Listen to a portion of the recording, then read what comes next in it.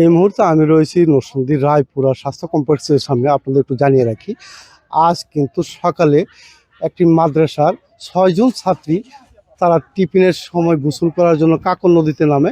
এর সময় কিন্তু 6 জন শিশুই কিন্তু তলিয়ে যায়।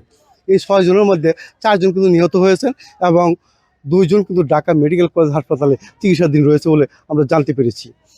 এখন এই মুহূর্তে আমার সামনে রয়েছে রায়পুরা উপজেলা নির্বাহী প্রকৌশলী মাসুদ রানা।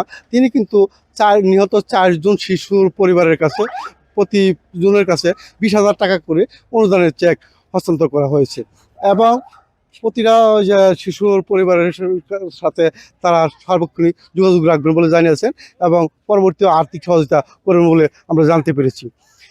এখন পর্যন্ত এই 4 জন শিশু কিন্তু রায়পুরা স্বাস্থ্য কমপ্লেক্সে এখন রয়েছেন, যা তাদের সুরতহাল রিপোর্ট তৈরি করা হয়েছে। ময়না রিপোর্ট ও সুরতহাল রিপোর্টের পর তাদের একটা অপমৃত্যু মামলা হবে। অপমৃত্যু মামলার পর এই লাশগুলি, এই মৃতদেহগুলি তাদের স্বজনদের কাছে হস্তান্তর করবেন বলে আমরা জানতে পেরেছি। তা এখন এই রায়পুরা উপজেলা স্বাস্থ্য কমপ্লেক্সে যে তাদের স্বজনদের কান্নায় আকাশ বাতাস বাড়ি হয়ে উঠেছে। যে এই এই এই ধরনের এক মর্মান্তিক ঘটনা যা আসলে নরসিংদী পুরো জেলায় শোকের ছায়া নেমে এসেছে।